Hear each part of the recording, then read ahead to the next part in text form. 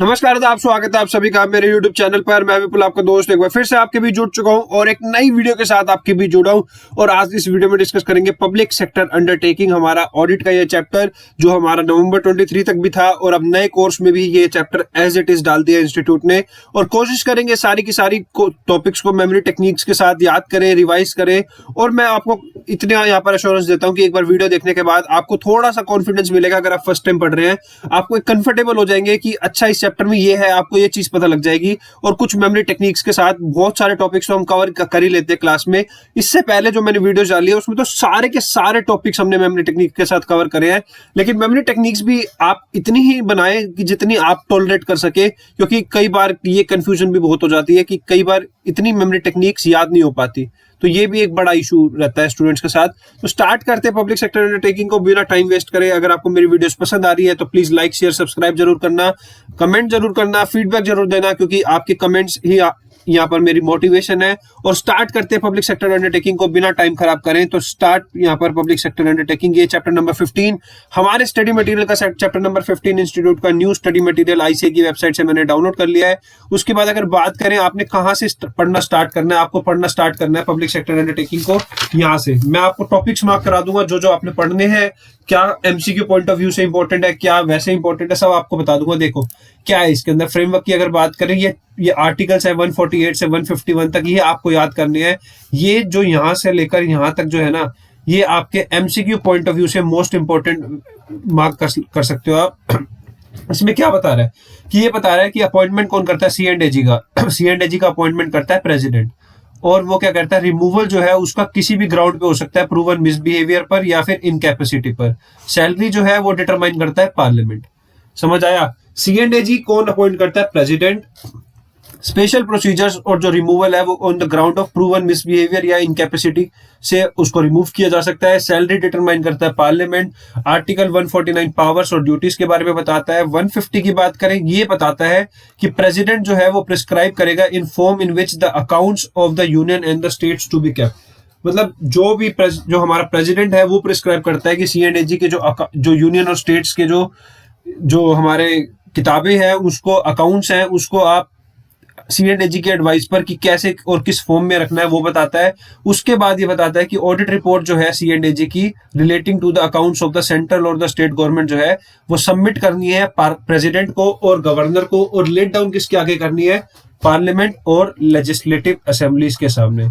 समझ आया। उसके बाद अगर सीएनडीजी की बात करें, इसकी टर्म की बात करें, तो इसकी टर्म होती है 6 ईयर्स और 65 years which ever is earlier. अगर वो 65 साल का हो गया या फिर उसके 6 साल पूरे हो गए, जो भी पहले पूरा हो जाएगा वहीं पर उसको यहाँ पर अपना ऑफिस को क्विट करना पड़ेगा और सीएनडीजी की यहाँ पर रिटायरमेंट हो जाएगी। उसके बाद अगर बात करें, वो कभी भी एनी टाइम यहाँ पर वो रिजाइन कर सकता है थ्रू अ रेजिग्नेशन लेटर। किसको एड्रेस करेगा, प्रेसिडेंट को। तो ये सब पॉइंट्स किसके लिए इंपॉर्टेंट थे, एमसीक्यू पॉइंट ऑफ व्यू से बहुत इंपॉर्टेंट थे, पेपर में आते रहते हैं। अगर बात करें अगले पॉइंट की, तो ये टॉपिक भी इंपॉर्टेंट है। इस टॉपिक में क्या है कि कौन कौन से यहाँ पर वो है जो विच आर और सब्जेक्ट टू सीएनडीजी ऑडिट, कौन सी ऑर्गेनाइजेशंस है। तो आपको सीएनडीजी किस किस का ऑडिट करता है, देखिए मोस्टली आपको कैसे याद रखना है कि जो भी गवर्नमेंट से रिलेटेड होगी, सेंट्रल गवर्नमेंट से, यूनियन से, स्टेट से लेकर इनसे रिलेटेड जो भी चीजें होगी उनका ऑडिट कौन करता है, सीएनडीजी। अभी आप ये देखिए किस किस का करता है, डिपार्टमेंट। कौन से डिपार्टमेंट, जो कि यूनियन और द सेंट्रल गवर्नमेंट के जो डिपार्टमेंट, यूनियन और स्टेट गवर्नमेंट के जो डिपार्टमेंट्स हैं, मान लो जैसे इंडियन रेलवे हो गया, पोस्ट हो गया, टेलीकम्युनिकेशन हो गया, ये जो डिपार्टमेंट्स हैं इनके ऑडिट कौन करता है, सीएनडीजी। और पब्लिक कमर्शियल एंटरप्राइजेस जो कि ओन कौन करता है, यूनियन और द स्टेट गवर्नमेंट्स। ठीक है, जैसे कि गवर्नमेंट कंपनीज हो गई, गवर्नमेंट कॉर्पोरेशन हो गई। और उसके बाद नॉन कमर्शियल ऑटोनोमस बॉडीज जो कि कंट्रोल कौन कर रहा है, यूनियन और स्टेट। और जो कि यूनियन, जो भी अथॉरिटीज जो सब्सटेंशियली फाइनेंस किससे है, यूनियन और द स्टेट रेवेन्यू से। तो इसका भी ऑडिट कौन करता है, सीएनडीजी। समझ आया, कुछ था ही नहीं इसके अंदर। बस अगली बात करते हैं। अब 3 कमेटीज आती है इसके अंदर, इस चैप्टर के अंदर। तो 3 कमेटीज कौन कौन सी कमेटी आती है, पीईसी या सीईपी कैसे भी याद कर लो। पीईसी से कैसे आएगा, पी से आएगी हमारी पब्लिक अकाउंट कमेटी, ई से आएगी हमारी एस्टीमेट कमेटी, और एक जो और कमेटी है सी से, वो है कमेटी ऑफ पब्लिक अंडरटेकिंग। अब मैं आपको बताता हूँ फटाफट से कि पब्लिक अकाउंट कमेटी क्या करती है। वो क्या, ये पब्लिक अकाउंट कमेटी बताती है कि जो मनी डिसबर्स किया है, जो भी मनी डिसबर्स्ड हो रहा है, क्या वो लीगली है, और उस पर्पस के लिए ही हो रहा है जिसके लिए, मतलब उस पर्पस के लिए वो पैसा जो हमने डिसबर्स किया है, क्या वो उस पर्पस के लिए अप्लाई हो भी रहा है या नहीं हो रहा, और जो जो भी खर्चा हो रहा है क्या वो ऑथराइज्ड है, मतलब सिग्नेचर है यहाँ पर किसी, यहाँ पर जो पर्सन ऑथराइज्ड है यहाँ पर सिग्नेचर करने के लिए। क्योंकि ऐसा तो नहीं है कि आप अपनी मर्जी से अंधाधुंध खर्चा करे जा रहे हो, क्या आप प्रॉपर तरीके से प्रोविजन बना रहे हो, ये भी सब चीजें क्या कौन ध्यान रखता है, public account committee. Estimate committee का काम क्या होता है, एस्टीमेट्स बनाना, नाम से ही पता चलता है, एस्टीमेट्स बताता है, ये फॉर्म बताता है कि किस फॉर्म में हमें एस्टीमेट जो है पार्लियामेंट के सामने प्रेजेंट करने हैं। पार्लियामेंट के सामने एस्टीमेट्स प्रेजेंट करते हैं तो उसको वो बताता है कि किस फॉर्मेट में करना चाहिए, कि क्या जो मनी जो है वो विद इन द लिमिट है, क्या कोई अल्टरनेटिव पॉलिसीज है तो वो बताता है, और कोई इंप्रूवमेंट्स होनी चाहिए ऑर्गेनाइजेशन के अंदर एफिशिएंसी और एडमिनिस्ट्रेटिव में, जो यहाँ पर रिफॉर्म्स जो है वो कंसिस्टेंट है जिसके पॉलिसीज एस्टिमेट्स के साथ। तो ये कुछ पॉइंट्स हैं यहाँ पर किसके, ये है हमारी एस्टिमेट कमेटी की। अगर बात करें कमेटी ऑफ पब्लिक अंडरटेकिंग की बात करें तो इनके काम होते हैं एग्जामिन करने के। ये क्या क्या एग्जामिन करते हैं, तीन चीजें एग्जामिन करते हैं यहाँ पर। आपको क्या याद रखना है कि यहाँ पे एग्जामिनेशन होती है तीन चीजों की। किस चीज की examination, reports and accounts, reports of C&AG of public undertaking, autonomy and efficiency of public undertaking, और exercise the functions vested with the public account committee and the estimate committee as may be allotted. मतलब ये क्या कह रहा है, आखिरी point क्या कहता है कि कोई भी ऐसा फंक्शन भी है, स्पीकर जो है वो टाइम टू टाइम इनको कमेटी ऑफ पब्लिक अंडरटेकिंग को वो ड्यूटीज और फंक्शंस भी एक्सरसाइज करने के लिए दे देता है जो पब्लिक अकाउंट कमेटी और एस्टिमेट कमेटी के ऊपर कवर नहीं है। उसके अलावा भी कोई फंक्शंस होते हैं उनके, तो वो यहाँ पर इनको दे देता है। उसके बाद नेक्स्ट टॉपिक है हमारा C&AG का role as a friend, philosopher and a guide of the committees. क्यों क्या होता है, देखो, his report generally form the basis of the committees working. जो इसकी रिपोर्ट होती है ना C&AG की, वो कमेटी की जो वर्किंग होती है ना उसका बेसिस फॉर्म करता है। जो इनकी रिपोर्ट्स के बेसिस के ऊपर ही कमेटीज वर्क कर पाती है।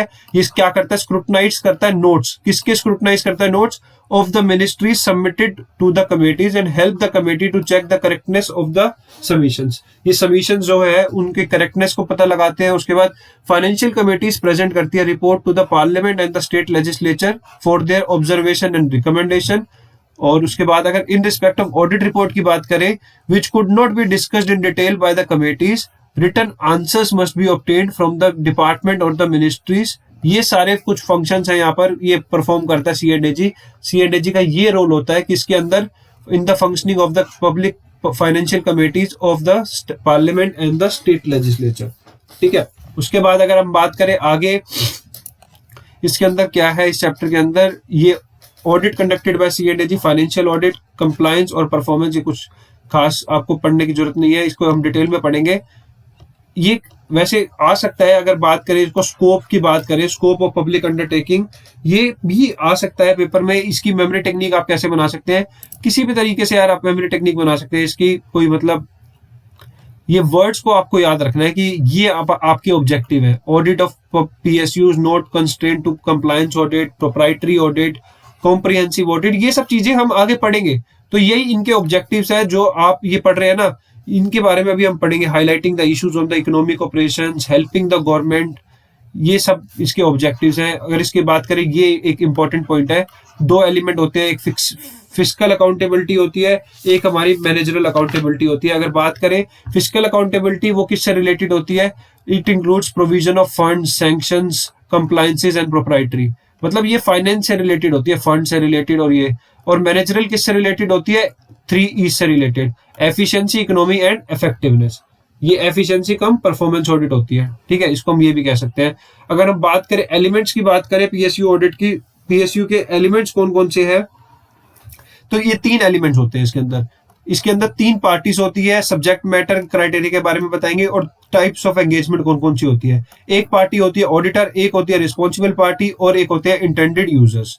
सब्जेक्ट मैटर की बात करें, सब्जेक्ट मैटर क्या होता है, देखिए पहले बात करते हैं क्राइटेरिया की। Benchmarks used to evaluate the subject matter. Criteria क्या होता है, बेंचमार्क्स होते हैं जो कि इवैल्यूएट करने में, किसको इवैल्यूएट करते हैं, सब्जेक्ट मैटर को।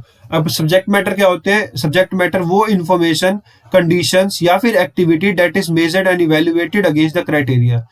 जो हम बेंचमार्क सेट करते हैं उसके कंपैरिजन में हम इसको इवैल्यूएट करते हैं यहाँ पर सब्जेक्ट मैटर को। और सब्जेक्ट मैटर इंफॉर्मेशन क्या होती है, outcome of evaluating and measuring the subject matter against the criteria. इतना इंपॉर्टेंट नहीं है, एक बार आप इसको पढ़ सकते हो, मतलब इतना ज्यादा इंपॉर्टेंट मेरे को नहीं लगता। ये एक इंपॉर्टेंट हो सकता है, ये एमसीक्यू में भी आ सकता है, वैसे भी आ सकता है। क्या होता है ये, अटेस्टेशन एंगेजमेंट्स और direct reporting engagement. Direct reporting engagement जिसमें ऑडिटर जो है वो इवेल्युएट करता है subject matter against the criteria. समझ आया क्या होता है डायरेक्ट रिपोर्टिंग, जिसमें ऑडिटर इवेल्युएट करता है subject matter against the criteria. और अटेस्टेशन एंगेजमेंट क्या होता है, जिसमें रिस्पॉन्सिबल पार्टी मेजर करती है subject material against the criteria. यहाँ पर कौन मेजर करता है, यहाँ पर रिस्पॉन्सिबल पार्टी मेजर करती है subject matter against the criteria, और यहाँ पर कौन है, ऑडिटर मेजर करता है subject matter against the criteria. तो ये है इसके अंदर, अगर आपको बताऊं। उसके बाद अगर बात करें फाइनेंशियल ऑडिट्स कौन से होते हैं, आर ऑलवेज अटेस्टेशन एंगेजमेंट्स। जो यहाँ पर अटेस्टेशन एंगेजमेंट्स होते हैं जिसके अंदर अटेस्टेशन चाहिए होती है, वो सारे फाइनेंशियल ऑडिट से रिलेटेड है। और जो परफॉर्मेंस और जो कंप्लायंस ऑडिट है ना, वो होते हैं डायरेक्ट रिपोर्टिंग एंगेजमेंट। ये परफॉर्मेंस ऑडिट, कंप्लायंस ऑडिट, ये सारे ऑडिट अभी हम आगे पढ़ने वाले हैं, बहुत इंपॉर्टेंट है। अगर बात करें प्रिंसिपल्स की बात करें, तो प्रिंसिपल्स को कैसे याद रखेंगे यार, इसकी तो मेमोरी टेक्निक बनाएंगे, इतने सारे प्रिंसिपल्स हैं, इसकी हम मेमोरी टेक्निक बना सकते हैं एमसीडी। ये पॉइंट तो आप कैसे याद रख सकते हो एमसीडी करके। एमसीडी से क्या होगा, मटेरियलिटी, डॉक्यूमेंटेशन, कम्युनिकेशन। एक मेमोरी टेक्निक इसकी भी बना लेते हैं। इसकी हम मेमोरी टेक्निक क्या बना सकते हैं, इसकी हम बना सकते हैं PQRST। अब आप पूछेंगे इसमें क्यू का, पी का है। देखो, पी से आपका हो गया प्रोफेशनल जजमेंट, क्यू से होगा आपका क्वालिटी कंट्रोल, एस से आपको याद रखना है स्किल्स, आर से आपको याद रखना है ऑडिट रिस्क, ठीक है, और टी से आपको याद रखना है यहाँ पर ऑडिट टीम मैनेजमेंट। समझ आया, PQRST। अब इसकी मेमोरी टेक्निक क्या बनी, MCD PQRST। मतलब आपको कोई भी एक वर्ड भी, PQRST भी आपने याद रख लिया तो आप 4-5 वर्ड आराम से अपनी मर्जी से लिख सकते हैं। और भी कुछ मेमोरी टेक्निक बन सकती है यार, कुछ भी बना लो, मतलब ऐसा कोई हार्ड एंड फास्ट रूल नहीं है कि यही बननी चाहिए। जिससे याद हो जाए वो आपकी मेमोरी टेक्निक है। अगर इसकी बात करें, इसको कैसे याद रखना है, इसको हम PCR मेमोरी टेक्निक बना देंगे। इसकी हम, ये क्या है, principle relating to audit process. इसकी मेमोरी टेक्निक क्या है, PCR, planning the audit, conducting the audit, reporting and follow up. P से प्लानिंग, C से कंडक्टिंग द ऑडिट, R से रिपोर्टिंग एंड फॉलोइंग अप। उसके बाद अगर हम बात करें फाइनेंशियल ऑडिट की बात करें, मैंने आपको बताया था ना, सारे ऑडिट जितने भी आएंगे उसको हम पढ़ेंगे।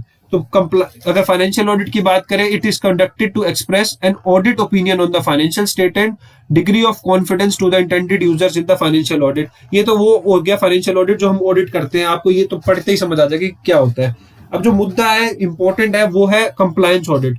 कंप्लायंस ऑडिट क्या होता है, इंडिपेंडेंट असेसमेंट होता है whether the subject matter is in compliance with the applicable criteria. ठीक है, इसके अंदर दो होते हैं, दो कंसर्न होते हैं, एक रेगुलेटरी, एक प्रोप्राइटरी। इसको हम RP करके याद कर सकते हैं कि इसके अंदर क्या होता है। ये क्या कह रहा है, adherence of the subject matter to the formal criteria intimating from the relevant laws and regulation. ये पढ़ सकते हो, इसमें कुछ इतना ज्यादा मतलब रटना ही पड़ेगी। ये कुछ ऐसी लाइनें हैं, इसको समझने वाली एक लाइन है नहीं। अगर मैं आपको समझाने की कोशिश भी करूंगा तो आप समझ नहीं पाएंगे। अगर ये एक इंपॉर्टेंट पॉइंट है, या आप पढ़ सकते हो कि कंप्लायंस ऑडिट जो है is generally conducted either in relation to the audit of financial statement और separately as an individual compliance audit और in combination with the performance audit. अब मुद्दा है परफॉर्मेंस ऑडिट क्या होता है। ये एक इंपॉर्टेंट चार्ट है, जितनी भी टेबल्स बनी हुई है ना, ये आपने नहीं छोड़नी, ये इंपॉर्टेंट है। इस पे सबसे ज्यादा नजर रहती है यहाँ पर एग्जामिनर की, जब वो एग्जाम पेपर यहाँ पर बनाता है। बात करें अब हम परफॉर्मेंस ऑडिट की, अगर बात करें तो परफॉर्मेंस ऑडिट क्या है। परफॉर्मेंस ऑडिट के अंदर आपको याद रखना है 3 E's को। किसको याद करना है, 3 E's को। 3 E's में मतलब हमारा इकोनॉमी, एफिशिएंसी एंड इफेक्टिवनेस। ठीक है, 3 E's होती है हमारे। उसके बाद अगर 3 E's में आपको ये याद रखना है इकोनॉमी कि it is minimising the cost of the resources used for an activity having regard to the public account quantity quality at a best price. ठीक है, उसके बाद आपने ये सब पॉइंट्स आपको एक बार पढ़ोगे, बहुत आसान से है कि has the best prices been obtained from the consultancy services, is the potential for reducing the cost, ये has the wastage of resources in achieving the, ये मतलब इतना इंपॉर्टेंट नहीं है, एक बार रीड कर लेना। बहुत सिंपल सी लैंग्वेज लिखी है। इनपुट आउटपुट रेशो पता करना, एफिशिएंट है या नहीं, कि हम मिनिमाइज कर पा रहे हैं अपने जो मिनिमम इनपुट से मैक्सिमम आउटपुट जनरेट कर पा रहे हैं, क्या हमारी साउंड प्रोक्यूरमेंट पॉलिसीज है, रिसोर्सेज प्रॉपरली एलोकेट हुए हैं नहीं हुए, जो हमारे फाइनेंशियल ह्यूमन रिसोर्सेज है उसको एफिशिएंटली यूटिलाइज किया है, और क्या हमने प्रोसीजर जो है वो यूज कर रहे हैं प्रॉपर। तो ये सब चीजें हैं इसके अंदर अगर बात करें। और अगर बात करें इफेक्टिवनेस की बात करें, तो इफेक्टिवनेस के अंदर ये सब चीजें ये आप पढ़ सकते हो, कोई भी 4 5 6 पॉइंट आप याद कर सकते हो, बहुत आसान है। इफेक्टिवनेस के भी अगर आप पढ़ोगे इसके अंदर भी कुछ खास नहीं है, बहुत सिंपल सिंपल चीजें हैं, बहुत आसान सा है, अगर आप पढ़ेंगे तो आपको समझ आ जाएगा। उसके बाद अगर बात करें प्लानिंग ऑफ परफॉर्मेंस ऑडिट, ये एक इंपॉर्टेंट टॉपिक आप कह सकते हो, इसको याद आपको करना पड़ेगा। और इसके अंदर जो अंदर के टॉपिक्स है ना वो ज्यादा इंपॉर्टेंट है। जैसे अंडरस्टैंडिंग ऑफ द एंटिटी, ये क्वेश्चन पेपर में 100% आ सकता है, बहुत इंपॉर्टेंट क्वेश्चन। अगर पेपर पॉइंट ऑफ व्यू से बात करें, आपको अंडरस्टैंडिंग कैसे मिलेगी एंटिटी की, वो याद करने की मेमोरी टेक्निक अगर मैं आपको बताऊं, अंडरस्टैंडिंग आप कैसे ले सकते हैं। आपको याद रखना है 3 तक, तो आपको डॉक्यूमेंट्स को याद रखना है और आपको एक वर्ड याद रखना है मैप। मेमोरी टेक्निक क्या है इसकी, 3 डॉक्यूमेंट और मैप। 3 डॉक्यूमेंट्स कौन से, documents of the entity, legislative document, policy document. कौन कौन से document, policy document, documents of the entity, legislative document. और मैप से क्या याद कराया मैंने, मैप से मीडिया कवरेज, ए से academic and special research, P से पास्ट ऑडिट। इस तरीके से आप ये सारी हेडिंग्स याद कर लोगे। और अंदर के पॉइंट्स इतने इंपॉर्टेंट नहीं है, वो याद भी नहीं होंगे यार, ये इतना टेक्निकल सा चैप्टर है, अंदर घुस के आपको घुसना नहीं है, आपको ये हेडिंग्स याद रखनी है और अपनी मर्जी से एक बार रीड कर लेना और अपनी मर्जी से अंदर का पॉइंट लिखाना। हेडिंग्स आपकी सही है, आपको नंबर मिलेंगे, ये मैं आपको एश्योर करता हूँ। उसके बाद अगर बात करें ऑडिट क्राइटेरिया की, ये भी एक इंपॉर्टेंट है, इसको भी आप कैसे याद कर सकते हैं। मेमोरी टेक्निक इसकी मैं आपको बता देता हूँ। इसकी मेमोरी टेक्निक बना सकते हैं आप, इसकी मेमोरी टेक्निक आप बना लें, कितने पॉइंट है इसमें, 6 पॉइंट है, तो आप इसको बना ले पी पी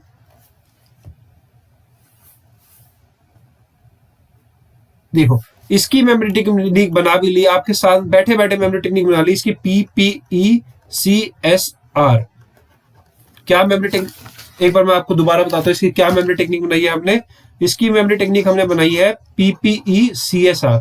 अब आप पूछोगे PPECSR क्या बना, क्या तुक्के, किस तरीके से, आपको बस याद करना है। क्या याद करना है मेमोरी टेक्निक, एक सेकंड सॉरी, एक बार इसके क्या मेमोरी टेक्निक बनाई है, PPECSR। अब आप पूछोगे PPECSR क्या है, तो P से आपको याद रखना है procedure manuals of the entity, P से आपको याद रखना है पॉलिसी स्टैंडर्ड डायरेक्टिव गाइडलाइंस, और E से आपको याद रखना है expert opinion, independent expert opinion. PP से आपके हो गए 3 पॉइंट याद। उसके बाद CSR से क्या याद होगा, C से होगा आपका criteria used by the same entity. उसके बाद आपकी बात करें, अगर S की बात करें साइंटिफिक नॉलेज, और R से आपके क्या याद करना है आपने, रिसर्च पेपर्स। समझ आया, PPECSR ऑडिट क्राइटेरिया कैसे डिटरमाइन करेंगे, PPECSR से। समझ आ रहा है, उम्मीद करता हूं आपको समझ आ रहा है। जितनी मेमोरी टेक्निक्स बन सकती है उतनी बनाने की कोशिश कर रहे हैं। बाकी देखिए एक इंपॉर्टेंट क्वेश्चन आ सकता है पेपर में, ये जो भी मैंने आपको बताया ना, ये जिस तरीके से चार्ट्स टाइप से बना रखे ना, ये इंपॉर्टेंट है। ये इसको कैसे याद रखेंगे आप, इसको मेमोरी टेक्निक इसकी भी बना लेते हैं यार, इसकी मेमोरी टेक्निक, इसकी मेमोरी टेक्निक, आप भी सोचिए मैं भी सोचता हूँ। देखिए इसकी मेमोरी टेक्निक हम बना सकते हैं, देखो कैसे, इसको हम याद रखेंगे, हमें 3 एनालिसिस करने हैं। क्या करने हैं, 3 एनालिसिस करने हैं। कौन कौन से एनालिसिस करने हैं, analysis of procedure, analysis of results और क्वांटिटेटिव एनालिसिस। 3 एनालिसिस तो ये हो गए। उसके बाद आपको क्या करना है, 3 एनालिसिस करने के बाद एग्जिस्टिंग डाटा, किसका, एग्जिस्टिंग डाटा, सर्वे और केस स्टडी की हेल्प लेनी है। किसकी, एग्जिस्टिंग डाटा, केस स्टडी और सर्वे की हेल्प लेनी है। बस 3 एनालिसिस करने हैं हमने एग्जिस्टिंग डाटा, सर्वे और केस स्टडी की हेल्प से। किसकी हेल्प से, केस स्टडी की हेल्प से, एग्जिस्टिंग डाटा की हेल्प से, सर्वे की हेल्प से हमें 3 एनालिसिस करने हैं। तो ये सारे पॉइंट्स भी आपको याद हो गए। तो आपको पॉइंट्स याद करने हैं, आराम से हो जाएगा। ये पॉइंट्स आप एक बार पढ़ लेना, इतने ज्यादा इंपॉर्टेंट मेरे को लगते नहीं है ये। मतलब ये जो अंदर के पॉइंट्स है ना, कोई आपसे, मतलब मेरे को लगता नहीं है कि पेपर में आपसे पूछेगा कि प्लानिंग और परफॉर्मेंस ऑडिट के बारे में पूरा मतलब स्टेप्स बताओ एक एक करके। आपसे जो पूछ सकता है वो ये पूछ सकता है कि आपको एंटिटी का अंडरस्टैंड कैसे करोगे प्रोग्राम परफॉर्मेंस ऑडिट के अंदर, ये पॉइंट्स आपको लिखने हैं। डिटरमाइन कैसे करोगे क्राइटेरिया, ये आपसे पूछ सकता है, ये आपसे पूछ सकता है। ये जो आपके मेथड्स हैं किसके मेथड्स हैं? Methods of conducting the performance audit के। तो ये मैंने आपको 3 इसके मेमोरी टेक्निक बना दी है। उसके बाद अगर हम बात करें कॉम्प्रिहेंसिव ऑडिट की बात करें, तो कॉम्प्रिहेंसिव ऑडिट भी एक अच्छा टॉपिक है। इसके अंदर ये पिछली बार हमारा अगर बात करें तो पेपर में आ चुका है नवंबर 23। अभी जो लेटेस्ट एग्जाम हुआ था, कौन सा हुआ था? नवंबर 23 का हुआ था। उसके अंदर ये सारे पॉइंट्स आ चुके हैं। इसमें आपको क्या रखना है? तीन हर उसके 2 पॉइंट याद रखने हैं आपने। किससे स्टार्ट होंगे 2 पॉइंट आपके? एक आपका पॉइंट स्टार्ट होगा आर से, एक स्टार्ट होगा आपका हैज से, और एक आपको याद रखना है पॉइंट डज से। किससे? डज। मतलब आपको जब भी ये कॉम्प्रिहेंसिव ऑडिट आ जाए तो आपको स्टार्ट या सोचना है कि किससे स्टार्ट होगा, और लास्ट में इसके क्वेश्चन मार्क आएगा। क्या क्या? Are has does. अब आर हैज डज क्या होता है? देखो अब मैं आपको दिखाता हूं।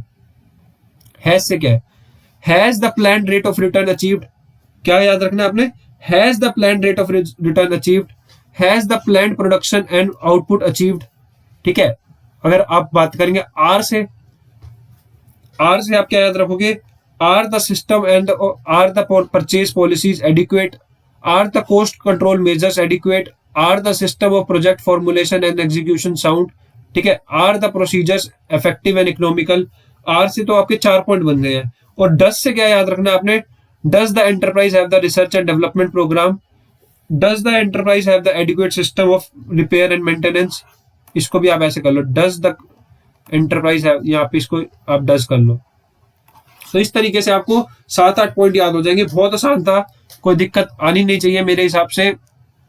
अगर बात करें प्रोप्राइटरी ऑडिट की, तो ये तो सबसे आसान टॉपिक, आपने पहले भी पढ़ रखा है। इसमें आपको क्या याद रखना है? इसको आपको याद रखना है कि क्या जो हम एक्सपेंडिचर कर रहे हैं वो नहीं होना चाहिए किससे? More than the prima fascia the occasion demands. मतलब जितनी ओकेजन डिमांड करती है उससे ज्यादा फालतू का खर्चा नहीं करना। और आपको सेम डिग्री ऑफ विजिलेंस रखनी है जब आप एक्सपेंडिचर कर रहे हो। जैसे कि आप अपने मतलब पैसे का इस्तेमाल इस तरीके से करो कि जैसे आप अपने पैसे का इस्तेमाल कर रहे हो, जैसे खुद का पैसा हो। ये नहीं समझना कि फ्री का पैसा है उड़ा दो, जैसे मर्जी कहीं मर्जी उड़ा दो, लगा दो, चाहे वो यूज आए ना आए। और जो यहाँ पर ओकेजन जो डिमांड करती है उतना ही खर्चा लगाओ। ऐसा नहीं कि अंधाधुंध आप खर्चा लगवा दो। उसके बाद जो है authority exercising the power of sanction the expenditure to pass an order which में नॉट, मतलब जो अथॉरिटी है जो ऑर्डर पास कर रही है, जो सैंक्शन कर रही है एक्सपेंडिचर, वो उसको ये ध्यान रखना है कि वो अपने बेनिफिट के लिए ना करे, ओन बेनिफिट, उसको खुद का बेनिफिट ना हो रहा हो, मतलब डायरेक्टली या इनडायरेक्टली। आप वो जो पर्पस है उसको, उसके लिए आपको पैसा यहाँ पर सैंक्शन करना है। और जो फंड्स जो है वो not utilized for a particular class of person, मतलब कोई एक पर्टिकुलर किसी क्लास ऑफ पर्सन या पर्टिकुलर पर्सन के लिए। अब जैसे आप कोई एक्सपेंडिचर कर रहे हो तो वो आपके सिर्फ आपके डायरेक्टर्स को यूजफुल है, सिर्फ उन्हीं के काम आ रहा है, तो फिर वो चीज आपको नहीं करनी। और जो एग्रीड जो ये आपके apart from the agreed remuneration and reward no separate avenue is open directly to benefit the personal. मतलब जो आप जो काम कर रहे हो उसके लिए आपको रेम्यूनरेशन मिल रही है, रिवॉर्ड मिल रही है, उसके अलावा कोई इनडायरेक्टली आप अपनी मतलब जेबें ना भरे, ये कहना चाह रहा है ये। ठीक है। इसके अंदर ये सब था। उसके बाद अगर आप बात करो, ये इतना इंपॉर्टेंट नहीं है, सेम वही चीजें हैं, एक बार आप रीड करोगे समझ आ जाएगा। तो मेरे हिसाब से इतना ही इंपॉर्टेंट था इस चैप्टर में, और कुछ ऐसा खास जरूरत नहीं है आपको पढ़ने की। एक बार आप रीड कर सकते हो, बहुत ज्यादा मतलब इंपॉर्टेंट नहीं है। जो जो इंपॉर्टेंट पॉइंट्स थे, टॉपिक थे, मैंने कवर करा दिए। एक बार क्वेश्चन ट्राई करके देखना, आंसर्स आपको दे रखे नीचे। तो उम्मीद करता हूँ आपको वीडियो पसंद आई होगी। हो सकता है यहाँ पर शायद उतनी ज्यादा आपको पसंद ना भी आई हो, क्योंकि यार ये थोड़ा सा टेक्निकल चैप्टर है।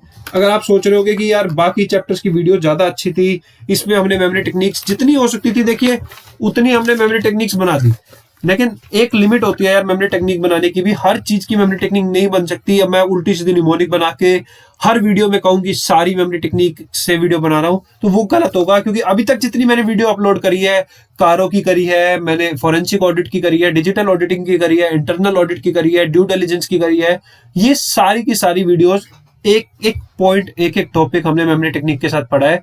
तो उम्मीद करता हूं आपको मेरी वीडियोस पसंद आ रही है। लाइक करें, शेयर करें, सब्सक्राइब करें यूट्यूब चैनल को। अपना प्यार देना ना भूलें, क्योंकि आपके प्यार से ही ये चैनल चलेगा और आपके प्यार की बहुत आवश्यकता है। प्लीज लाइक जरूर करना, शेयर जरूर करना, सब्सक्राइब जरूर करना मेरे चैनल को। देखिए 100 सब्सक्राइबर के बहुत ज्यादा करीब है, जल्दी से यार ये 100 सब्सक्राइबर करा दो और अपने कमेंट फीडबैक अपने देते रहें, क्योंकि आपका दोस्त विपुल आपके साथ इसी तरीके से जुड़ता रहेगा नई नई वीडियोस के साथ। अभी के लिए आपसे अलविदा चाहूंगा, अभी के लिए टाटा bye bye, see you, bye bye.